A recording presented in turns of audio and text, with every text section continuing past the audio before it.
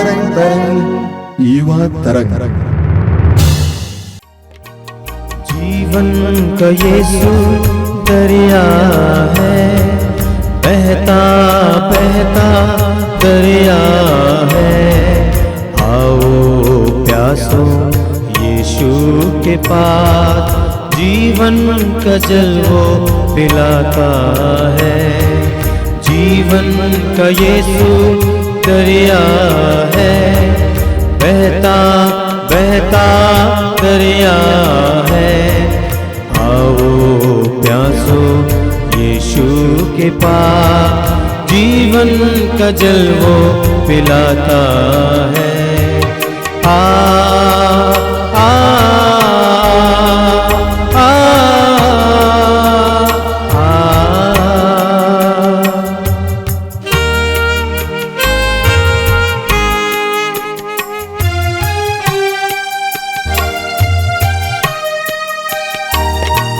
राही तू क्यों बेचैन है, वीरानों में भटकता है।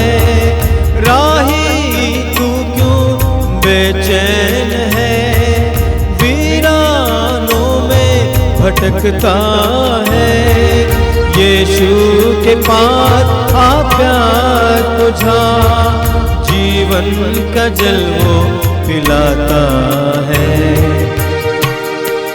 जीवन का यीशु दरिया है, बहता बहता दरिया है। आओ प्यासो यीशु के पास, जीवन का जल वो पिलाता है। मेरे प्रिय युवा भाइयों और बहनों, मैं आप सभी का इस कार्यक्रम में फिर एक बार स्वागत करता हूं।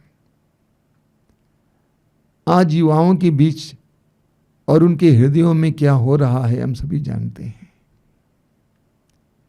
आज की परिस्थिति बहुत ही विकट परिस्थिति है। आपको इन परिस्थितियों से जूझना पड़ता है। मैं आपसे अनुरोध करूंगा कि इस कार्यक्रम से जुड़े रहिए और प्रभु की कृपा प्राप्त कीजिए, प्रभु के वचन के द्वारा आशीष प्राप्त कीजिए और प्रोत्साहित हो जाइए। हमारे मन में बहुत सारे विचार आते हैं, सकारात्मक विचार बहुत कम आते हैं, अधिकतर नकारात्मक विचार, क्योंकि शैतान काम करते रहता है। शैतान हमारे मन में नकारात्मक बातें भरने का प्रयास करता है। ये नहीं होगा, वो नहीं होगा, तुमसे नहीं होगा, इस तरह हमें तोड़ना चाहता है। शैतान ने यूदा इस्करियोती को तोड़ा, उसके अंदर इतनी नकारात्मक बातें भर दी कि यूदा इस्करियोती ने आत्महत्या की। हमारे मन में भी शैतान इस तरह का कार्य करने का प्रयास करेगा। हमें सतर्क रहना है, हमें सकारात्मक बनने का प्रयास करना है। पवित्र वचन सुनिए। Praise the Lord, hallelujah. सबों को जय यीशु। मेरे प्रिय युवा साथियों, आइए आज हम मनन चिंतन करते हैं नकारात्मक बातों पर। नकारात्मक बातों को जो आपके जीवन में हैं, यीशु के हाथों में दीजिए।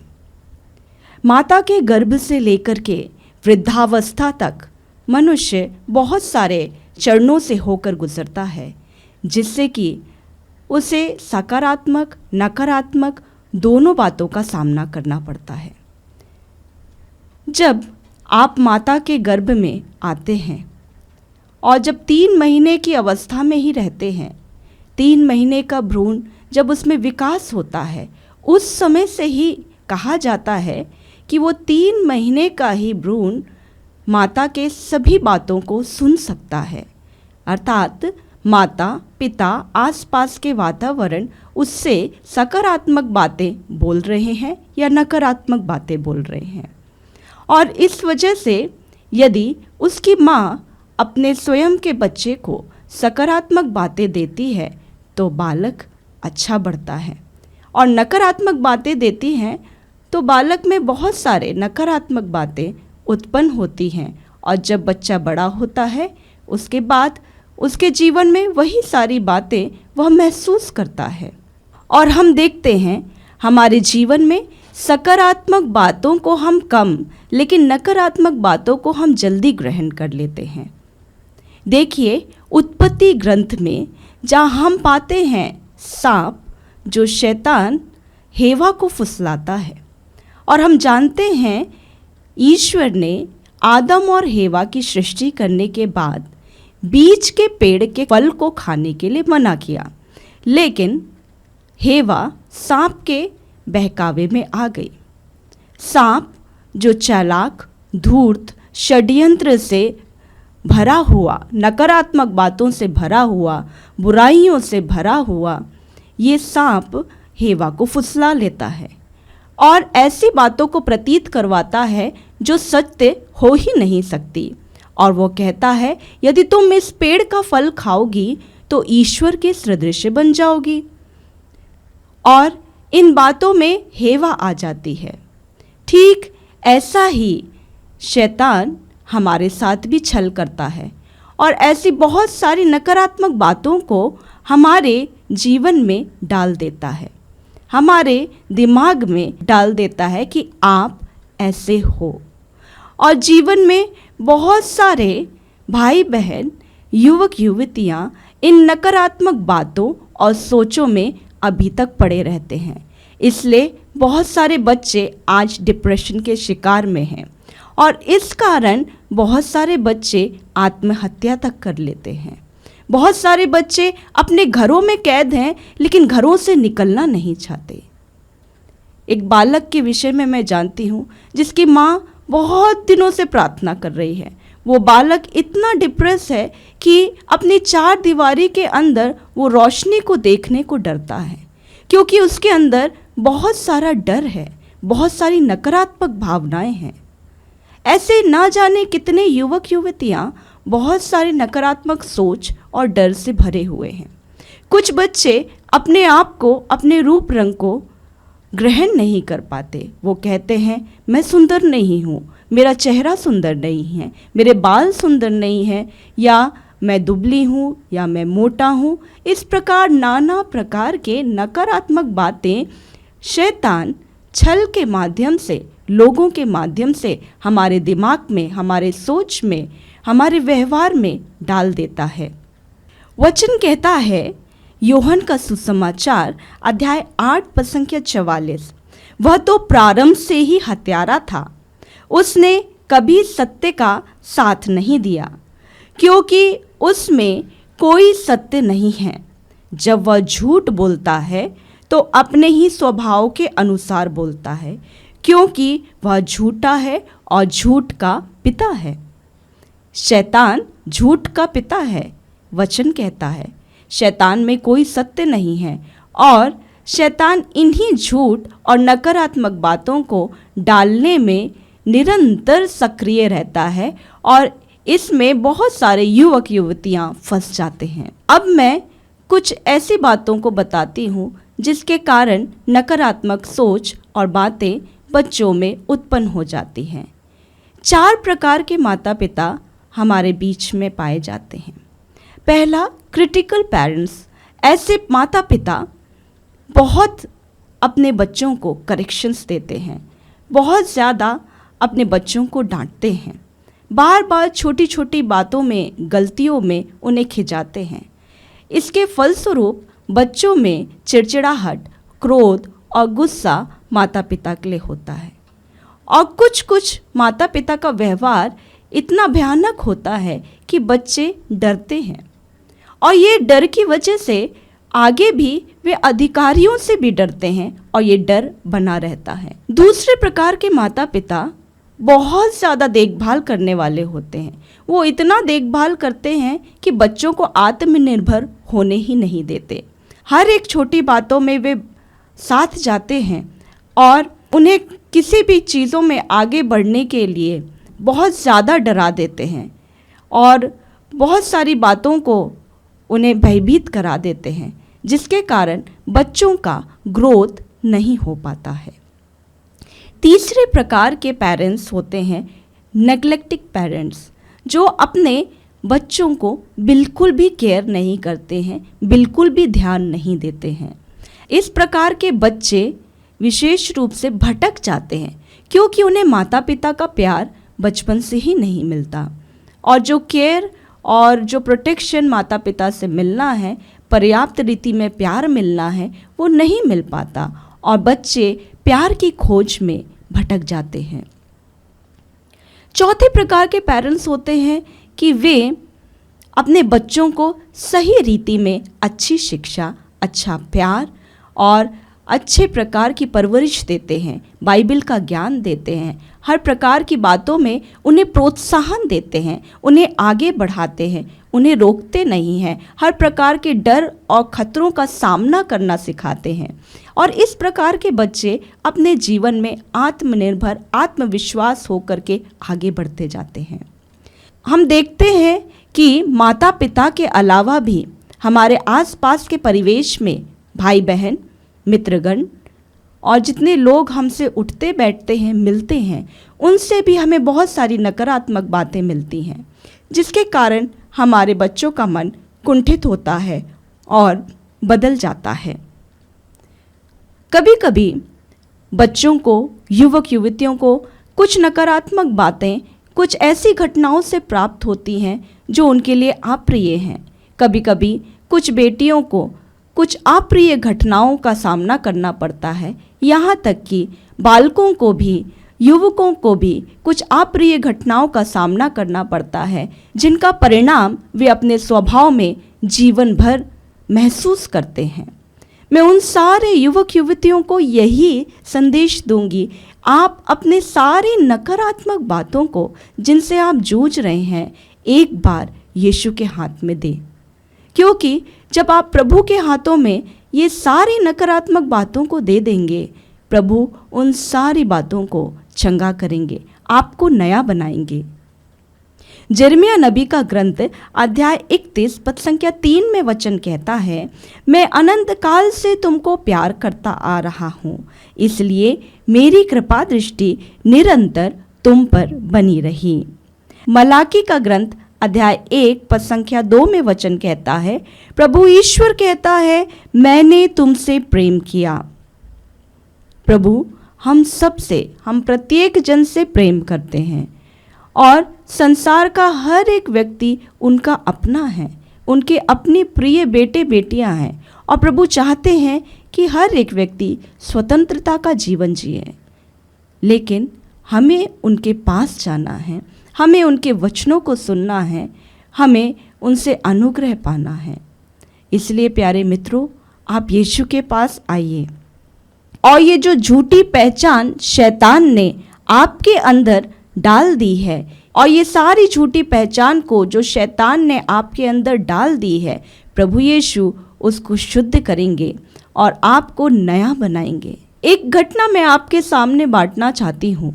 एक बार मैं जब स्कूल में थी और मैं ट्यूशन क्लास के लिए साइकिल से मैं ट्यूशन क्लास जा रही थी, और उसी समय मैंने देखा मेरे पीछे एक युवक साइकिल में मेरा पीछा कर रहा है।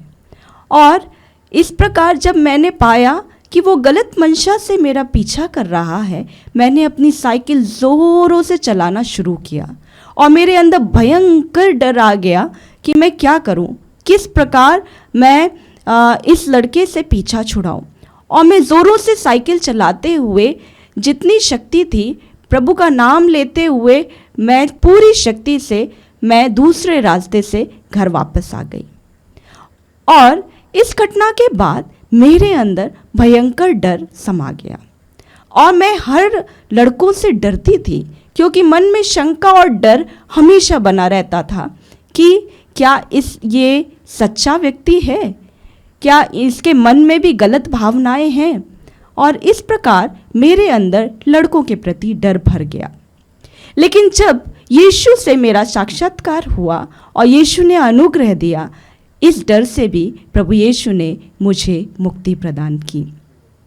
तो प्रभु यीशु जब मुझे इन सारे बातों से छुटकारा दे सकते हैं, तो मित्रों आप भी यीशु के पास आइए। आपके भी बहुत सारे डर, बहुत सारी आत्मग्लानि, ऐसी बातें हैं जो आप किसी को बता नहीं सकते, उन सारी बातों को ईश्वर देखता है। आपके हृदय के हर एक कोनों को प्रभु देखता है कि आप किन बातों से स्ट्रगल कर रहे हैं। एक बार यीशु के हाथ को थामिए। एक बेटी बार बार फेल हो रही थी और 10वीं कक्षा में पास नहीं हो पा रही थी। हमने उसे वचन दिया, प्रोत्साहन दिया और कहा प्रभु यीशु आपको सफल बनाएंगे। फिलिप्पी 4:13 में जहाँ लिखा है, जो मुझे बल प्रदान करता है उसकी सहायता से मैं सब कुछ कर सकता हूँ। और इन वचनों को दोहरा कर वो जो बेटी बार बार फेल हो रही थी 10वीं कक्षा में, अब वो पास हो जाती है और अब पता चलता है कि वह बेटी एक टीचर है। देखिए, प्रभु आपको हर प्रकार के नकारात्मक भावनाओं से निकालता है। आप सोचते होंगे, बहुत से बच्चे सोचते होंगे, मैं बुद्धू हूँ, मैं असफल हूँ, मैं आगे नहीं बढ़ सकता हूँ, मैं ये कर ही नहीं सकता। ऐसी बातों को करने के लिए प्रभु आपको सामर्थ्य प्रदान करेगा। हमारे सेंटर में एक बार एक छोटी बेटी आई, वो 6th क्लास में थी और अचानक उसकी बुद्धि क्षीण हो गई और उसके पिताजी और माताजी बेहद चिंतित हो गए कि बेटी पढ़ नहीं पा रही है और डिप्रेशन का शिकार में वो चली जा रही थी और साथ ही साथ वो स्कूल भी नहीं जाती थी। और जब इस प्रकार की घटना ज़्यादा होने लगी, माता पिता आए, प्रार्थना में समय बिताए, प्रभु के सानिध्य में अपनी बेटी को रखा, बेटी को प्रार्थना करना सिखाया, स्वयं भी प्रार्थना किए और उनकी बेटी 1 महीने में पूर्णतः चंगी हो गई। जो डिप्रेशन था, प्रभु यीशु ने उस डिप्रेशन से उसे निकाल दिया। बेटी स्कूल नहीं जाती थी, 1 महीने के बाद पुनः स्कूल जाना शुरू किया। तो जब हम जानते हैं कि हमारा मुक्ति का द्वार केवल प्रभु यीशु है, हमारा छुटकारा का द्वार केवल प्रभु यीशु है और चंगाई दाता केवल प्रभु यीशु है, तो आइए उस प्रभु यीशु से ही हम चंगाई पाएं, छुटकारा पाएं, मुक्ति पाएं।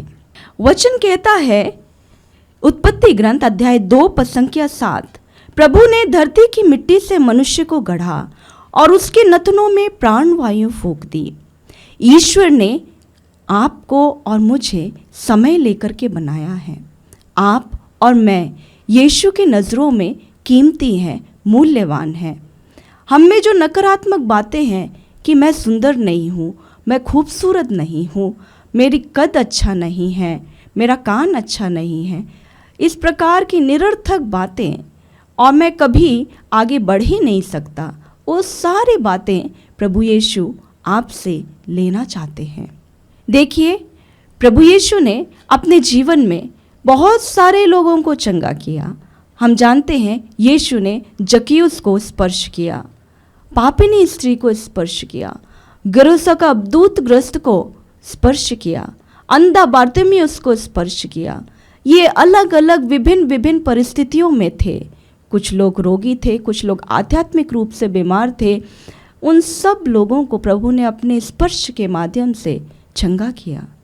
और वचन कहता है, श्रोत ग्रंथ अध्याय 147 पद संख्या 3, वह दुखियों को दिलासा देता और उनके घावों पर पट्टी बांधता है।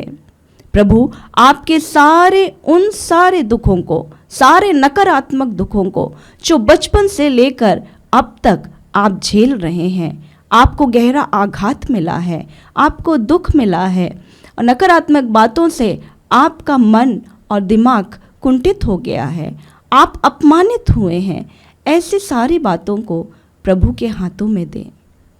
प्रभु का वचन यह भी कहता है, 1 पेत्रुस अध्याय 5 पद संख्या 7, आप अपनी सारी चिंताएं उस पर छोड़ दें क्योंकि वह आपकी सुधि लेता है। वह आपकी सुधि लेता है और वो चाहता है कि आप छुटकारा और मुक्ति प्राप्त करें। आइए प्यारे मित्रों, हम प्रार्थना करें।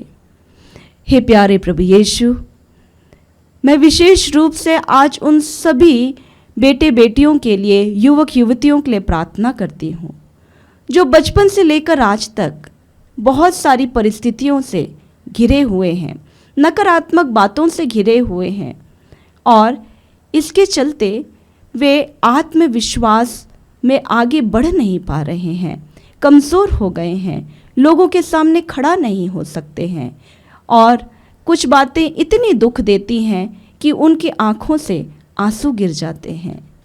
उनमें उनके मन में इतनी पीड़ा है, इतनी दुख है कि वे अपने माता पिता से भी नहीं बोल पाते। हे प्रभु, उन्हें उनकी सारी आत्मग्लानियों से प्रभु निकाल दीजिए।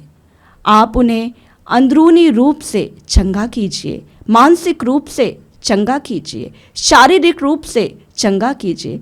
इन सारे तमाम बालक बालिकाओं को प्रभु मैं आपके हाथों में सौंप देती हूँ। प्रभु आशीषित कीजिए। आप सबों को जय यीशु। आइए हम प्रार्थना करें। प्रभु यीशु, धन्यवाद देता हूँ इन पलों के लिए। मेरे इन छोटे भाई बहनों के लिए धन्यवाद देता हूँ। एक एक बेटे बेटी को तेरे हाथ में समर्पित करता हूँ। उनके जीवन की हर प्रकार की विकट परिस्थिति को तेरे हाथ में समर्पित करता हूँ। उनके संघर्ष को तेरे हाथ में समर्पित करता हूँ। उनमें से बहुत सारे लोग बेरोजगार हैं यीशु, रोजगार के तलाश में थक रहे हैं यीशु, उन पर दया करना। उनमें से कई लोग प्रलोभनों से जूझते हैं यीशु, लड़ लड़ कर थक गए हैं यीशु, उन पर दया करना। तेरा पवित्र हाथ उनकी ओर बढ़ाना यीशु, उनके थकान को मिटाना यीशु, उन्हें प्रकाश दिखाना यीशु, उनके मन के अंधकार को दूर करना यीशु। तेरा दाहिना हाथ उनकी ओर बढ़ा, उनके मन के हर प्रकार की नकारात्मक बातों को दूर करके तेरे पवित्र प्रकाश से उनके मनों को भर।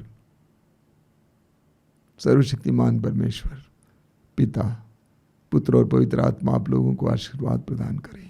आमीन। जय यीशु।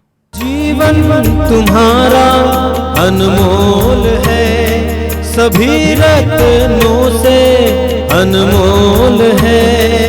जीवन तुम्हारा अनमोल है, सभी रत्नों से अनमोल है।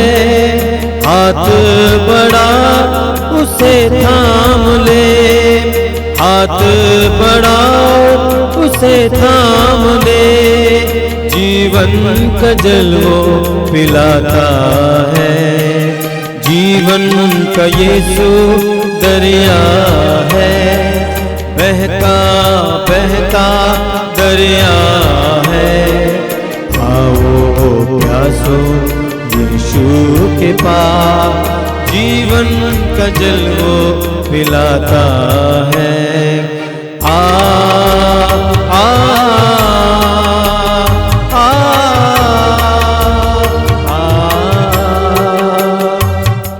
उसे याद रखना, करना दुआ।